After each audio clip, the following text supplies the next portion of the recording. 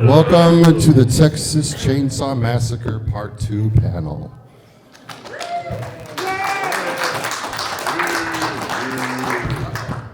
We're 40 years old and not a day old.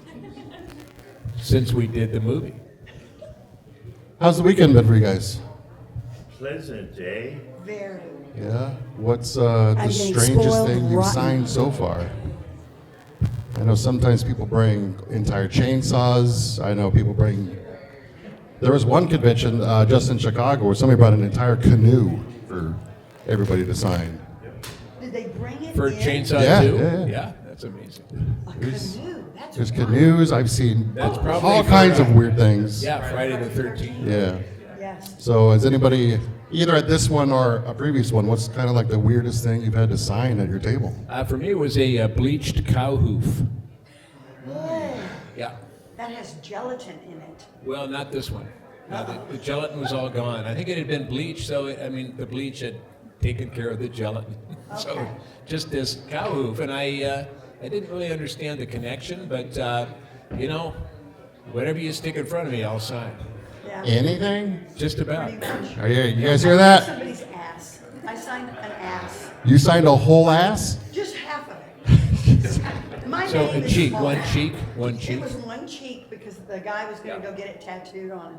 I said, dude, if my career craters, you're going to have to explain that to whatever bitch you bring home. There are children in the audience. Yeah. That's Hussy I think is a we're- better word. hussy. Yeah. Hussies. Yeah. How many people do you think he's had to show that to? He's just, He did not strike me as the guy. I think there was a reason he wanted me to sign his ass. Well, maybe he was an underwear model. But how did you see the ass? Well, It would exactly. be covered by the underwear. I know, but it's an actor's secret. Oh, okay. Who's a floss man? All right. He was a thong man. Yeah. So next year is 40 years since we did, 40 since we assembled in Austin. In Austin, Texas. what's, other than obviously the second movie, because, that's your guys, but do you guys have another favorite Texas Chainsaw movie in the entire franchise, or? No, Well, No. just the first one. Just the first one? Yeah, the first one. Yeah, Yeah. first one. the first two were Toby's. Right. It's Toby Hooper. Come And on.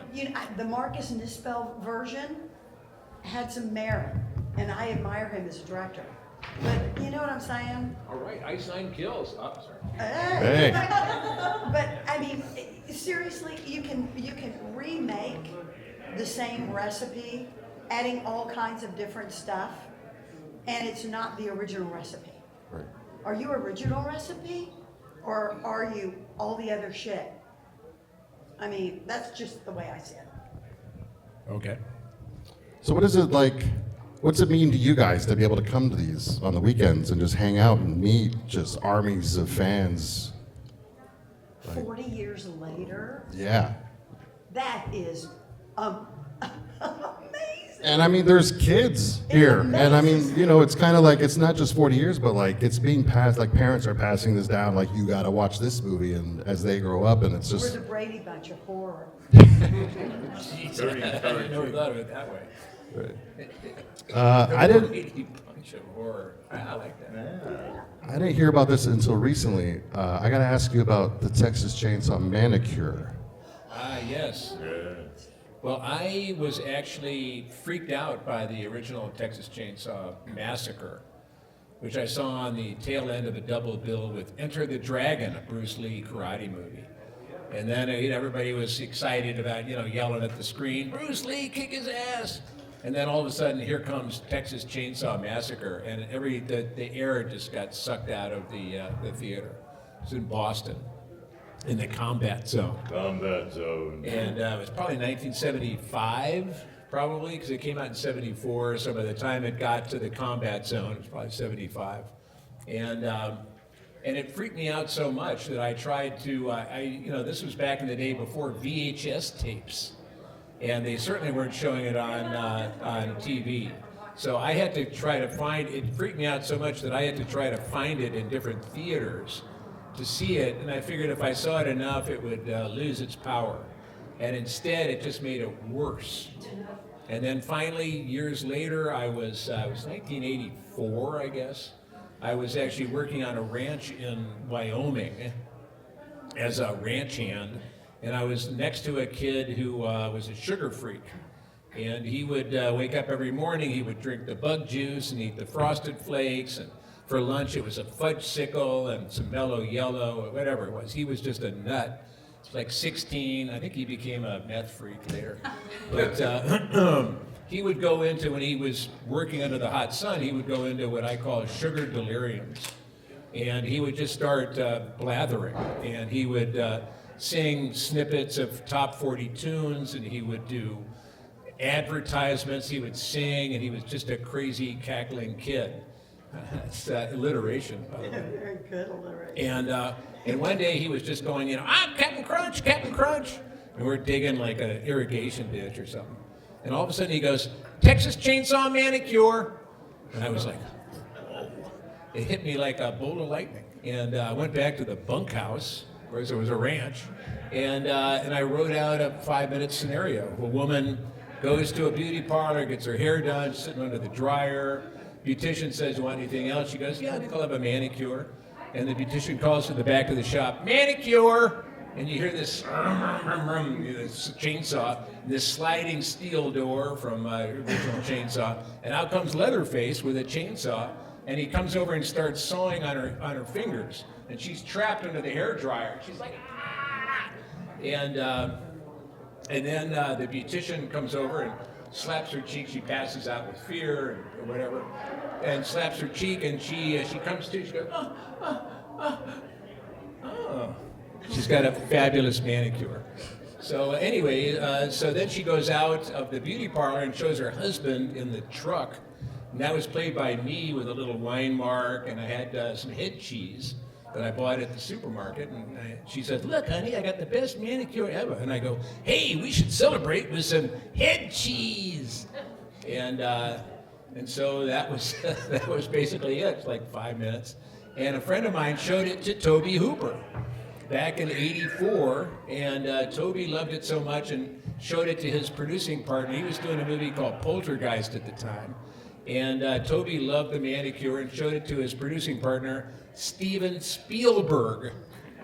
He loved it too, and they both loved my portrayal of the hitchhiker.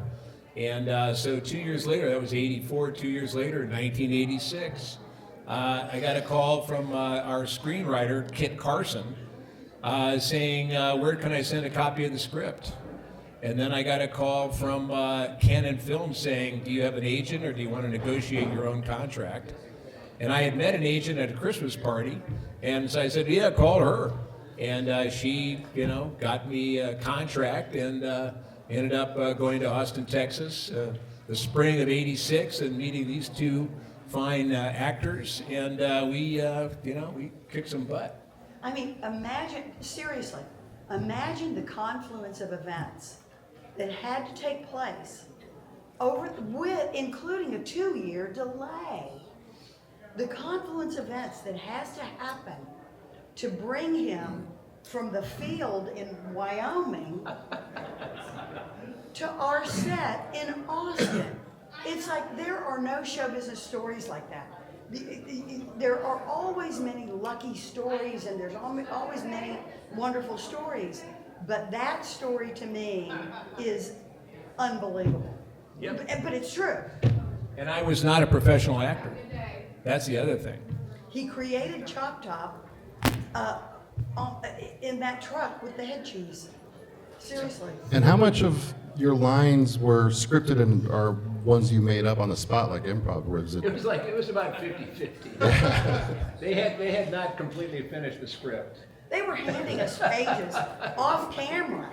And Every day. and I was the straight girl, so I don't get to do much that's terribly funny, but they would hand these things to Bill, because our beloved Leatherface, of course, says nothing, but they would hand things to Bill, and you could just see,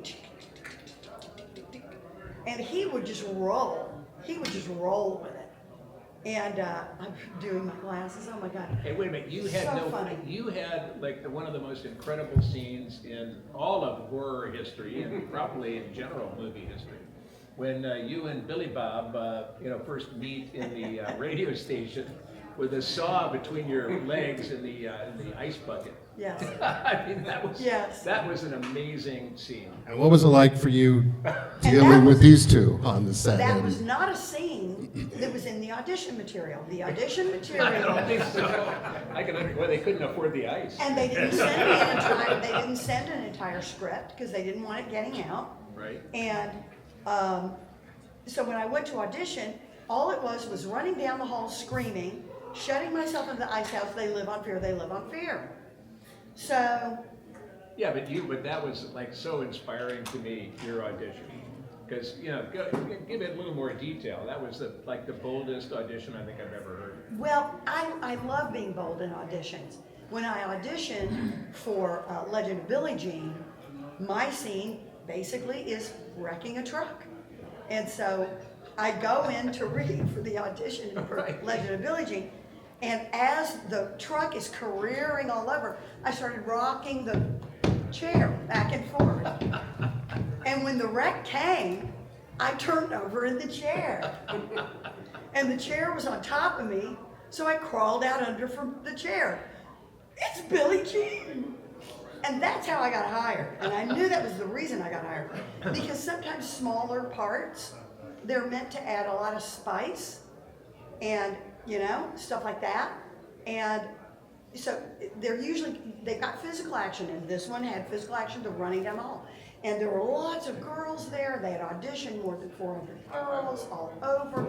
And I thought, if these girls go in, they come out. Go in, they come out. They go in, they come out. They're not screaming.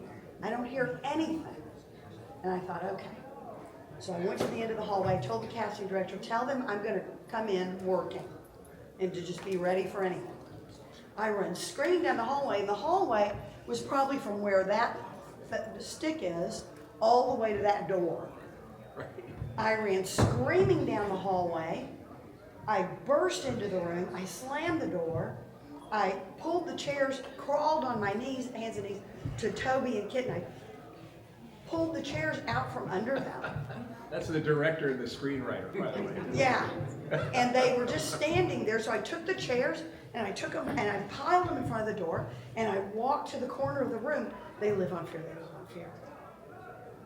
What was it like for you having to, you have no lines, so you're depending on basically just your eyes, mainly in your mouth to kind of, because you guys have a lot of emotional-ish scenes together. There's some connections there, in the movie that you have to project. So what was it like, We trying had to work behind the emotional mask? issues. Yeah. Yeah. I think we were doing eye telepathy. And fair speechless messages poured forth from her eyes. And I went, yes. And yes. So Caroline was saying, you go for it. Just do it all. Do it all. So I just threw all preconceived notions away and just figured, how far can I go? How saucy, well actually how nasty can I get? And Toby was there, he was coaching me, he was the master of nastiness. He is a master of nasty. He kind of guided me inch by inch. Very slowly, Yeah, it was. with a 2x4, The 2x4. Well, standing that in was for the that was song. his audition. That was Yeah. his, it was our chemistry audition. They wanted to run some of the guys by me. Okay, Yeah. that makes sense. So there was some palpable, the mirage, the heat waves coming off the sidewalk. Well, I was going back and forth between us. And so when it came down to do it on set, we were already primed for you know, the shell of it, and now we just had to work out the fine print and the details. Which included a lot of excellent tongue work on your part. Yeah. Tongue work and dodgy eyes. And the thing is, they hired him for his eyes. He could open them really wide. He could make them scary and menacing. He could do a lot of shit with his eyes. Yeah. He could dodge them around really fast. I mean, he's like, yeah, it was like that. Yep. And what was it like, you know, after you see the first movie coming into this one and seeing it's, you know, bigger and crazier and, you know, there's comedy elements kind of added to this one. Was it something you were maybe a little like, you know, especially for you since you know, love the first one so much, was there any kind of like, I don't know, is this going to work, or were you more into it because it was more crazier? It never even occurred to me. No, actually, I remember I was in the parking lot of the Brook Hollow Motor Inn, which is where we were billeted. And I had just gotten there. They shaved my head. I was completely, you know, out of my mind. I'd never been in a big movie before, and so all of this was like overwhelming. And and I ended up standing there, and all of a sudden this car pulls up and parks, and then the door opens, and out gets Jim Seadow. And I look at him and I go, "It's the cook!" And he goes, "Hey boy, how you doing?" And I was like, that was a moment for me where I, instead of like the scared little actor from New York, I just really felt a part of the family, the Chainsaw family, because it was like, there's the cook. And you know, after that, I was like just totally into it. Because I realized that the reason that I had been so freaked out by the movie for all those years was because I was afraid of that family. It was like scary because I come from rural Illinois where, you know, there's always signs like night crawlers for sale, and, you know, the S is spelled backwards. So it's like a spooky, you know, and I just always imagined what would it be like to like go into some of those old funky barn houses, you know, and like maybe there's some, you know, people getting skinned in there. And then all of a sudden I realized when I saw Jim Seadow, I thought, I'm a part of the family. I don't have to be scared because I'm one of them. Yeah. And as soon as I made that transition, I just had a ball. What about you guys? I was agog at everything and was fascinated. Bill and I would walk around, and he was scampering and spinning, doing bits of poetry and singing. It was fun, and there was a sound of industry, all kinds of stuff going on. There'd be a pile of arm bones over here, and pelvis is over there, and getting revved up for the special world that you got to see from backstage. And it was I was just keeping my mouth shut and looking hard and listening harder, so that I could get into the flow of because there was definitely some kind of insanity going on that set. A little bit. Well, you know. I think you're gonna have to be. I'm gonna ask you guys one more, then I'm gonna go to you guys, so get your questions ready out there. I think we all kind of just want to know if there's any Dennis Hopper stories. Yeah, Caroline's got some. All right. I learned all about acting for film from Dennis Hopper. He, when they were planning certain shots, the one on the stairs specifically, he suggested to Toby, he said, you know what, that's not her good side. Let's go to her good side. And so we flipped where we were sitting on the stairs so that I would look pretty. And the man worked for some of the great master storytellers in the history of cinema. George Stevens, Nick Ray. He was friends with James Dean, Natalie Wood, Rock Hudson, Elizabeth Taylor. This was a man, and in his drug-fueled euphoria, he did Easy Rider. and which is a seminal film. It was a distinctive line between film pre-60s, there was before Easy Rider and after Easy Rider. And he owned that territory. And he was culturally masterful. I was going to take him to a music place in Austin. One of my favorite saxophone players was playing at Kirk Whalum. I said, oh, yeah, I got to take, we were getting to know each other. We were hanging out and having dinner, doing the thing. And I said, I got to take you to this bar tonight to hear Kirk Whalum. He's one of the best saxophone players you're ever going to hear. And he looks at me and goes, you realize I'm friends with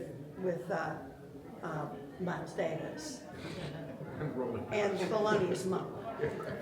And I knew Chet Baker. I mean, you know this, right? And I kind of, oh. I take him to see the show. He is dead solid. He's right there in front of the stage all fucking night.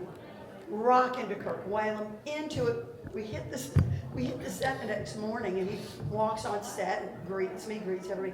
You know, I took Caroline to see my favorite saxophone player, Kirk Whalum. But he had brilliant stories. He was a brilliant man. He was coming back from the death of his career and nearly his own physical death because of his alcohol and drug use. And you can read all about it. There's numerous articles and things. I'm not telling tales out of school. But he was Didn't he making come a back and comeback. I think he came back, part of his comeback was Blue Velvet. Hoosiers, Blue Velvet, and Texas Chainsaw 2, which Yes. is kind of a It's like- strange three-pack. Well, but it also, for me, what that says to me is, who directed Hoosiers? Don't know. Do you remember? No. Somebody knows. Somebody has to know. It's Come on, it's Indiana. we're in Indiana. It's Nobody. Indiana. It's Man. Indiana, damn it. Come on, man. Yeah. I Anyway, just learned that I was just today. telling him about it this morning. Everybody's got Hoosiers on their shirt. I've it's never one of the seen that very best movies ever made. Honestly, it's just brilliant. Gene Hackman? Oh. And Dennis was basically playing himself in that film. He Yep. was also playing himself in Blue Velvet. And I think it shows, for me, the very clear sort of, it was almost like I don't know if they ever even met. David Lynch and Tobe Hooper were very much in the same vein and style of filmmaker. A very well-defined style. Something, when you see his movies, you know that's what you're watching. And, I mean, it's one of the greatest experiences of my life. All right. Amazing. Anybody out there have any questions? Go for it. Quick question. Did after two, did Toby ever have an indication that maybe there would be a direct sequel to that? Because he left it kind of open-ended. Bill, they never really saw his death. Caroline topped it off. You know, sorry, Bill, you were done. But Were you actually No, dead? he just had a big hole in his just gut. had maybe saw through it. But I didn't know if, maybe there was an indication there would be a direct sequel, maybe. I wrote a treatment, actually, and I showed it to Toby, and it was, what I wanted to do was to take the Chainsaw family to New York City. And, because at the time I worked as a freelance writer for magazines in New York. And there was a big story about the steam tunnels underneath Grand Central Station, and how people, kind of troglodyte people, would live there, and they would cook their food on the steam pipes. And so I just somehow started thinking about how the Chainsaw family would be, a big hit in New York City. Like there would be the cook would have a fabulous chili restaurant. And we would, Leatherface and I would get some people from the steam tunnels and cook them up and, make them into the chili. That Leatherface was working for the Department of Parks and Recreation, and was working at Central Park with his chainsaw, and that Chop Top was a DJ and doing scratching at all the hot discos. And I showed it to Toby, and Toby said, "I would never work in New York." So that was it. That was the end of it. So sadly enough, he should have. Any other questions out there for anybody? No? Okay. All right. Huh? Oh, yes. It's just funny. My name's Toby. So Hi, Toby. I love it. Yeah, I love hearing you. It's cool. That's all I want to say. All right, and there's a kid back there. Hey, You want another Toby? what's your question there, kid? Did you have a question? Is she from 13 Ghosts? Well, no, that's just a photo, dear. I got one final question I'll ask you She's guys. number 14. There's a game I always like to play on these panels is asking who's the most famous person in the contacts on your phone, and will they answer if you call them right now? I think the most famous person on my phone is dead. Ah. So, So there you if go. they do answer, it's not a good sign. It's not exactly. I guess it depends how you measure fame, but I would say, a toss up between these two, because I have both of their numbers on my phone. Yeah. And we communicate often. The Saw is family. Is there a SAW group text? After all this time. No, not You know, there probably will be some next year because our 40th anniversary. Yes. Yeah. And we're probably going to be hitting the road and hitting a lot of different conventions and shows and screenings and things. And And, of course, and who here has played the Texas Chainsaw video game? All right, yeah. that, All right, you and me. Yeah. that I am not in. And then real quick, where do you guys want to see this franchise go next? If you could see it do anything, I mean, The Chainsaw franchise? yeah, what do you guys, I know like the rights have just been acquired by, there was a bidding war going, yeah. Vortex. Vortex has long owned sort of the The template. intellectual property. Yes. And that's Kim Hinkle.